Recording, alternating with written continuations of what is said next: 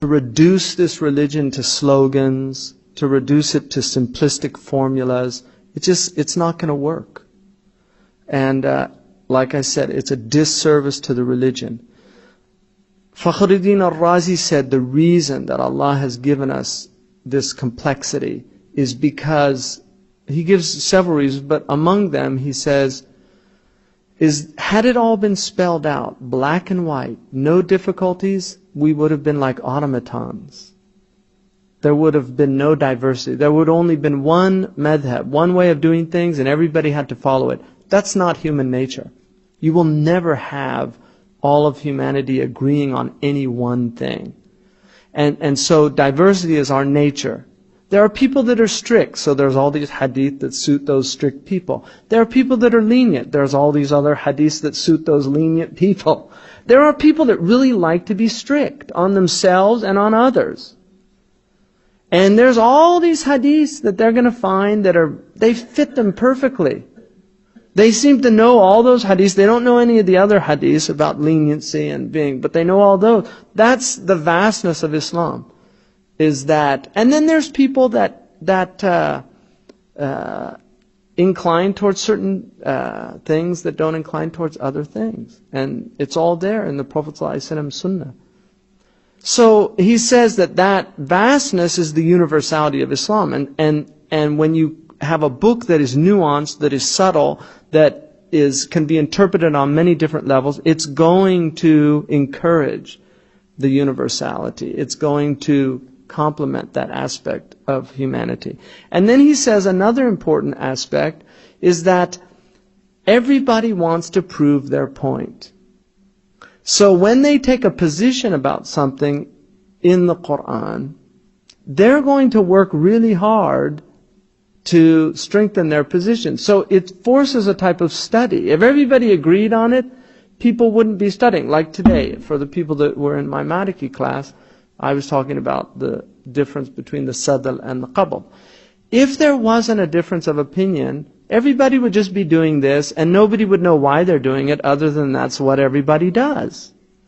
But because there's a difference of opinion, it forces you to look at the hadiths, it forces you to know the people that had this opinion, why they had that opinion, and then what their dalil was and why. And so it creates a type of intellectual engagement with the tradition that would not otherwise exist, which is very important. I mean, one of the things, people tell me all the time, Muslims are always arguing over stupid things, like the moon sighting. Every year we have this argument. Why can't we just work it out? Well, it is amazing that we are an ummah that still cares about these things that much to where they're actually important. Because a lot of religions don't even care about these things anymore, and they're like, who cares? What's the big deal? And that's their attitude towards their religion. But for Muslims, they do care. They want to do the right thing, and there's different opinions about what the right thing is, and they get passionate about it. Now, sometimes they become overzealous, and that's a problem. But better in some ways to be overzealous than to be dead spiritually as a community, to not have any real zeal about your faith or your religion. So I don't think that's a negative about the Muslims. What we're lacking is civil society. What we're lacking is adab al-ikhtilaf. And one could argue that we've never had it universally in the Muslim Ummah. I'll give you a few examples just to point this out.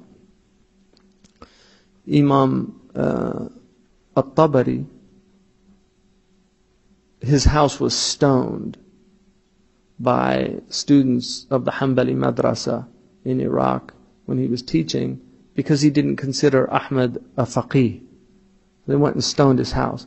Imam al-Nasa'i was stomped to death by one of the greatest muhaddithin in Muslim history. He was literally stomped to death in a masjid. So it's not like there hasn't been these terrible things that have happened in our history. There have been terrible things. And you'll find these in all religious traditions. When you get fanatics, when you get idiots, when you get knuckleheads that have no other way, of understanding something except their limited way. This this provincial attitude, and that somehow it's my religious duty to stomp out any other way of viewing it, it's a problem. Religion becomes poisonous. As far as I'm concerned, it actually becomes a source of human suffering as opposed to a source of human enlightenment, of actually elevating people's states, of getting them closer to God. It distances them from God. They become harsh, hard-hearted.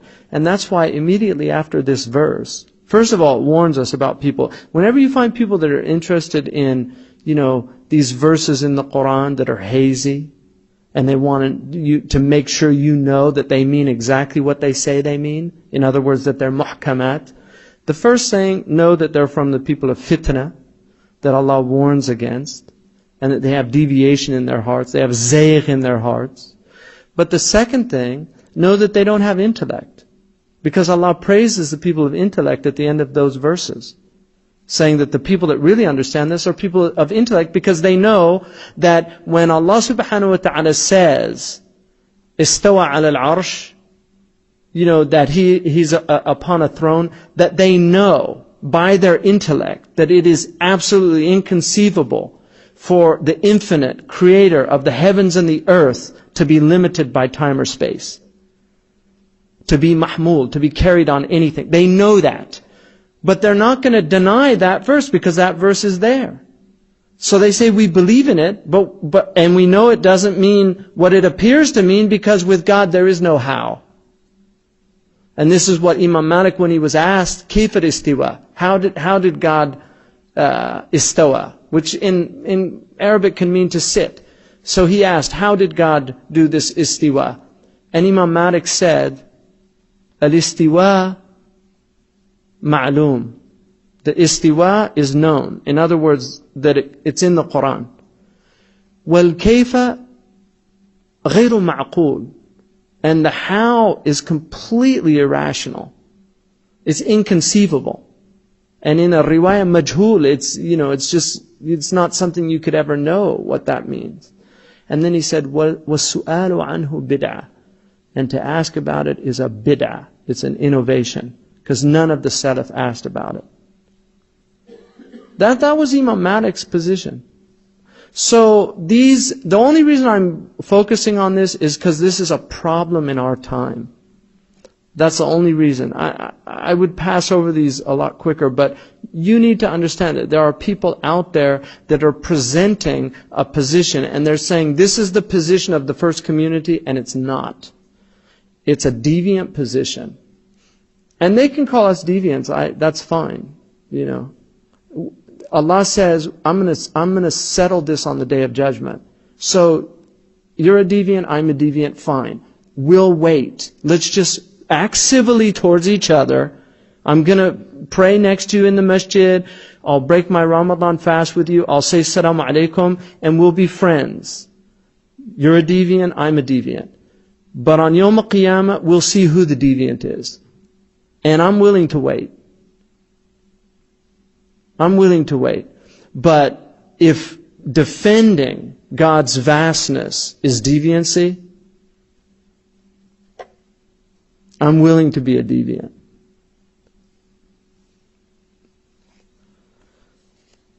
So,